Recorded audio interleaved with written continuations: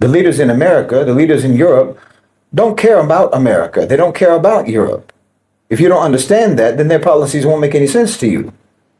And this is what I'm seeing from a lot of political commentators and analysts who can't understand why Europe and why the UK are still insisting on supposedly blind support for Ukraine and for Zelensky, because this is obviously against the national interests of European countries and against the interests of the UK. Europe is destined for a decline and a collapse. Nobody can really save it. This is what Shahid Bolsen is talking about in his latest commentary. I want you to listen to this insightful commentary by Shahid Bolsen. Then we shall talk at the end. Let's watch.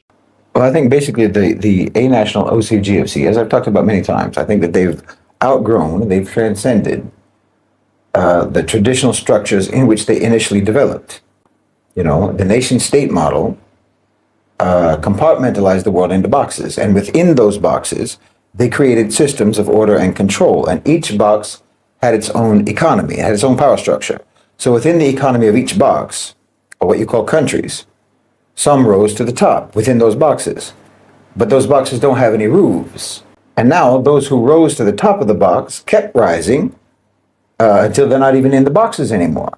You know, and once you get out of the box, once you transcend the walls of the box, well, you see things differently. And the National OCG see things very differently than the nationalistic OCGFC, for example, the military-industrial complex. They see things very differently because they're not as limited as before. See, you and I look at a map and we see countries, we see states, we see borders. We're looking at all of the compartments of the world, the country compartments of the world. The National OCG don't see this. When they look at the world, they see zones of resources. They see natural resources, human resources, and so on. They see opportunity zones. You know, it's like X-ray glasses. They see through the borders and they see through the states and through the governments and what have you, just like looking through walls, you know, looking through the skin and the muscles and seeing the skeleton, seeing the bones. That's what they see. Their vision is on a different light spectrum, you know. It blocks out history, ideology, culture, patriotism, nationalism, religion, and what have you. They don't see any of that. So like when you and I look at a map, we might see that there's 3 or 4 different countries in a region, for example. But the National OCGFC, they just see one corridor of extractable resources. That's all they see. You know, when they see Congo, they don't see Congo, they see cobalt, for example.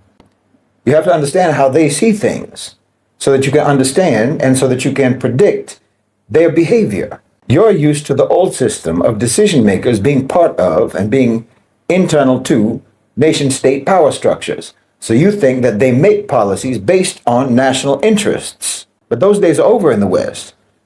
There's a power structure now that has outgrown nation-state systems in the West. The leaders in America, the leaders in Europe, don't care about America. They don't care about Europe. If you don't understand that, then their policies won't make any sense to you. And this is what I'm seeing from a lot of political commentators and analysts who can't understand why Europe and why the UK are still insisting on supposedly blind support for Ukraine and for Zelensky, because this is obviously against the national interests of European countries and against the interests of the UK. So they assume that European leaders care about that. They think that they're supposed to care about that because traditionally they did. But these leaders care about what's in the interests of the National OCGFC, not their nations. And that's been the case throughout the Ukraine conflict. You know, these policies are suicide if you think that the leaders are tied in any way whatsoever to the lives of their people. But if you understand their position correctly, then you'll know that it's not suicide, it's euthanasia. Like I say, if you look at the world the way that they do, in terms of zones of resources, zones of opportunities, and of course there's going to be a layer of that map that will include or will incorporate data about demographics, demographic robustness or depletion, you know, predictable societal factors that either contribute to or detract from stability and feasible prosperity and so on. So if you look at Europe on a map like that, well, it'll be incredibly sparse. There's just not much there. The truth is there never has been much there, which is exactly why they had to go all around the world and rob and loot and pillage, because they don't have much on their own. But now they're not even able to rob and loot and pillage all around the world. I mean, if we're, say, like 50 years in the future, you know, 2075, looking back at the history of Europe, the likely future of Europe looked at retrospectively, is going to be quite grim. Basically, Europe as a coherent project dissolves between now and 2075. I mean, by 2075, there will be no coherent European project at all. It will collapse through erosion and strife between now and 2075. Institutions of one sort or another will persist, borders will remain, flags will still fly, but the unifying pulse will flatline in the next couple of decades. The population in Europe is going to see a steady decline. It won't be catastrophic, but it is irreversible. Some of the nations of Europe will experiment with different remedies, with, incentives and automation, robotics, immigration, but they can't alter the trajectory in time. So fragmentation is going to intensify, regionalism, secessionism, ideological polarization. These are going to be the defining internal dynamics of Europe. Europe is going to remain only subsistently productive, meaning they will eke out a subsistence. It's not going to be entirely destitute by 2075, but it will cease to lead, and its people will only survive on the basis of debt and welfare, because the gravitational centers of innovation and the gravitational centers of capital are going to move to the south and to the east. Europe will adapt, but that's just another word for deteriorate. I mean, just over the next few years, relations with the United States are going to become more subordinate and more transactional. Strategic autonomy is going to be attempted for some period of time, but it's never going to be achieved, ever. There will be some engagement with the BRICS nations, probably especially with India, and some blocks in Africa, with China to some degree. But these alignments are going to be reactive, not directive. You understand? And if they develop agreements with China, which is possible, it's not ultimately going to help them in terms of maintaining their position as a world power. They will become dependent labor and credit-enabled consumers. They'll be bought. Their land will be bought, their property will be bought, their utilities will be bought, and it will all belong to others. If you're looking at the continent of Europe in 2075, it's neither going to have been resurrected by 2075 nor completely destroyed. It will be peripheral. It's going to be like a library with no readers. This much is clear. Europe is not rising, it's not stabilizing, it's not advancing towards a future of sovereignty or strength or relevance. No. Europe is collapsing. Not with a bang, but with a whimper, engineered by the very hands that used to sustain its prosperity. And European leadership is colluding with this 100%. The owners and controllers of global financialized capital, the National OCG, have already written Europe out of the future. It's no longer seen as a vital center of power. It's no longer critical to the architecture of global capitalism, global business. The energy, the expansion, the capital, the population growth, it's all shifting to the south and to the east. Europe is being carved up, it's being downgraded, it's being reprogrammed to fit into a new global design in which it has very little importance. Mainstream media talks about the Ukraine war as a crisis, but we need to understand it, as I've always talked about, as a mechanism. It's a tool. It's a lever being used to sever Europe's ties with Russia and by extension to China. And in the name of defending liberal values, Europe has walked straight into economic disintegration. This wasn't a miscalculation. This was exactly the purpose. Deindustrialization is accelerating across the continent, starting in Germany. Energy costs are unsustainable, and they will continue to be so. Supply chains are being rerouted. Foreign investment is drying up. Germany, the economic engine of Europe, is running on fumes at this point. France is consumed with internal divisions and political decay. It's a laughingstock. Southern Europe is drifting into post-industrial subsistence type of economy. This isn't just the result of market forces. This is a managed decline facilitated by dependence on American military protection and the ideological leash of the European Union, and that's a leash that's being held by the National OCG. But Washington doesn't even see a value in NATO as a collective system anymore. What's far more appealing to the US is to make bilateral, one-on-one military relationships that bypass Brussels, sideline Germany, treat France with polite irrelevance, make deals directly with other countries. What this means is that the United States may actually or functionally withdraw from NATO, essentially to abandon Europe and to reorganize its influence, its military influence, more efficiently. And I think that influence is probably going to be more likely to be concentrated in the East, in Europe, Eastern Europe. The future of American military strategy in Europe is not going to be centered in Berlin or Paris. It's going to be built in Warsaw. It's going to be built in Bucharest. because Eastern Europe is hungry. They're hungry for relevance, Poland especially. And they're going to be willing to trade sovereignty in order to get that relevance. They're already doing it. These countries are likely going to become the forward operating bases of American geopolitical power, military power. They'll host, permanent drone fleets, missile systems, all the surveillance infrastructure, all of it is going to be probably in Eastern Europe. They'll align socially and politically and economically with all the strategic aims of the military-industrial complex. It's not going to be a partnership. It's an incorporation. So what happens to Western and Central Europe in this future? Well, they become, as I say, zones of internal unrest, heavily surveilled, deeply militarized, governed by technocrats who don't answer to their own people, but answer to debt markets and corporate boards. I would expect to see AI policing, behavioral surveillance, dissent being classified as extremism. That's already happening. Welfare systems that aren't supposed to provide dignity, but ensure compliance. Immigrant populations are going to be scapegoated as they're being scapegoated now. Social cohesion will disintegrate. Nationalism will rise, but it won't lead to any revival of the nation state. It will only lead to repression within nation states and continental conflict. Demographically, these countries are dying. There's no growth. There's no future. The only option is managed decline and administrative sedation. I think the Scandinavian countries might fare better, but only by turning themselves into basically sort of laboratories for experimenting with algorithmic governance. They'll probably have minimal immigration.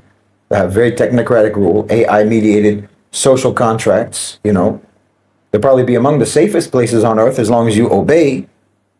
But don't mistake that peace for freedom, because they're also going to be among the most totalitarian places on earth. These are the Scandinavian countries, Northern Europe.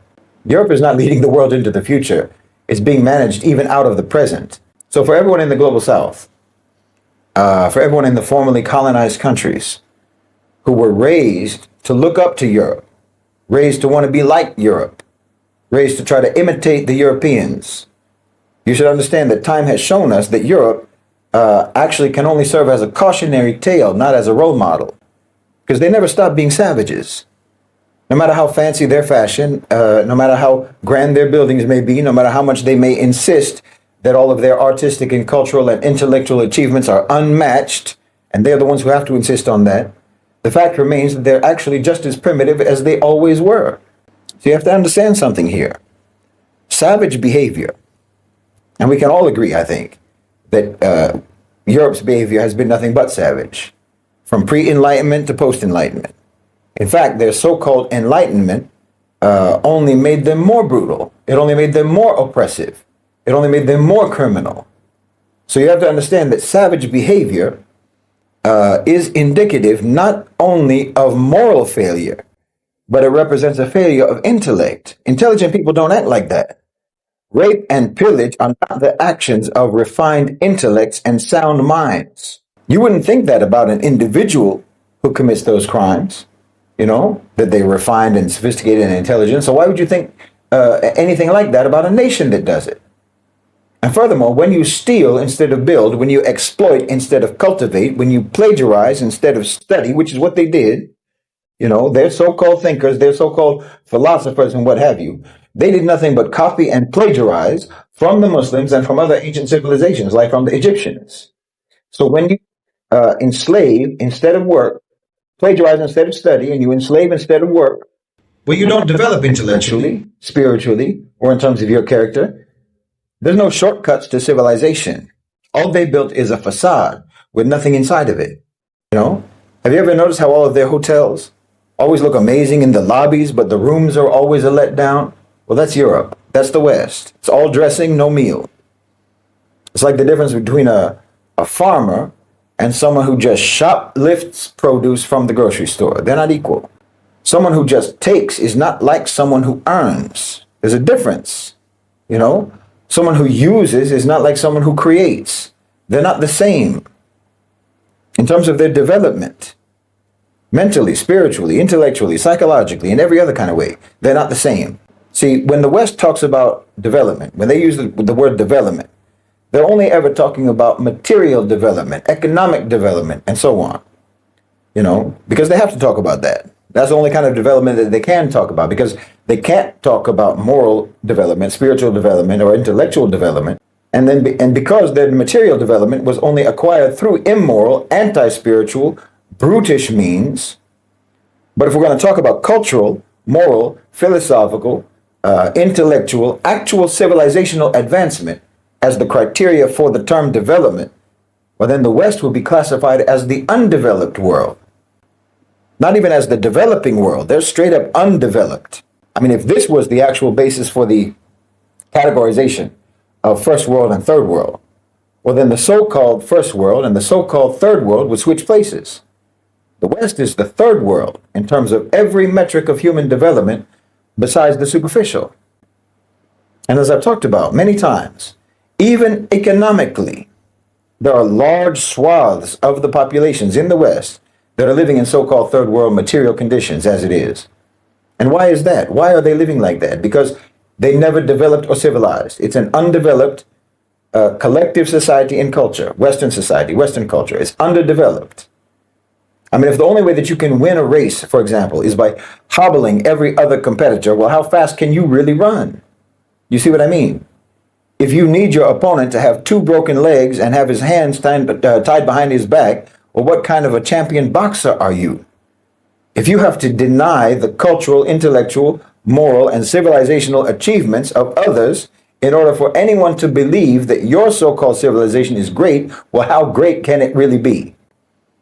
If the truth about you was really that wonderful, why would you have to concoct such fantastical lies about everyone else? About the Muslims, about China, about Africa, and so on.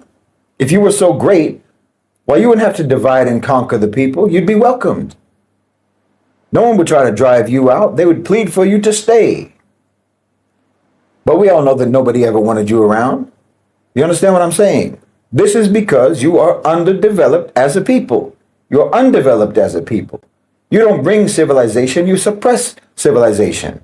And I'm not saying this for the purpose of berating you, but I know that's how you'll take it. I'm not trying to pick on you. I know that's how you'll feel. I'm telling you this to explain why what is happening now is happening and why Europe is moving in the direction that it is and why it is on an irreversible downward trajectory. And the entirety of the West is on that same trajectory, including the United States. And this is the reason, because you never developed, you never civilized. Like I said, if you anthropomorphize the collective West as an individual man, and that man acted the way that the West has acted and is acting right now, well, no one in the world will regard that man as civilized or as sophisticated or as an intelligent human being. Think about it. He's a lying, abusive, violent fraud. He mistreats his own family. He never keeps his word. He doesn't believe in anything. He has no beliefs. He's greedy, he's frivolous, and he's petty. He's insecure, cowardly, toxic, crude, and unhygienic. Well, you wouldn't even want to sit next to him on the bus, much less take him as a mentor or a role model. He's a vicious criminal who doesn't even have the guts to own up to what he's done. So, I mean, is it really a surprise to anyone that this approach to life does not lead to long-term success? Can anyone really be surprised that someone like this meets a humiliating end? No. It couldn't be any other way. You know, on a civilizational scale and on an individual scale, in your culture, you admire and reward predation. You admire and reward trickery, deceit, taking advantage of people, exploiting people, using people. You admire that.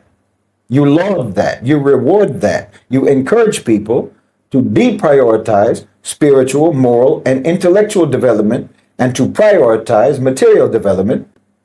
And development here means acquisition. It means accumulation by any and every means possible. Okay, this is what you admire and reward in your society. And so, of course, people rise in your society who are like that, who act like that, who behave like that. They rise to power. They rise to influence. They gain control by these very same beliefs and these very same behaviors, by misusing and abusing and victimizing and oppressing and dispossessing others.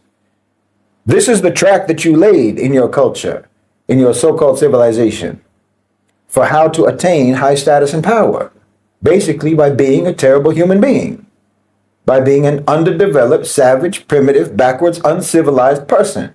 You made the system for this. You programmed it like this. You understand me? You programmed it so that the worst possible people in your society would become the most powerful people in your society. And somehow you thought that once they attain power, somehow their predatory nature, which you've never done anything all along but reward, you thought it would change. You thought somehow that they would not inevitably prey on you. And why are you so foolish and so naive and so delusional about that? Because you are not developed. And we're all looking from afar, watching from afar, seeing the inevitable play out. And there's nothing to us that's more astonishing than your shock, than your surprise and your disappointment. As if you really thought that there was any conceivable reason why the West would ever turn out differently. But the end that you're nearing right now was always going to be your end.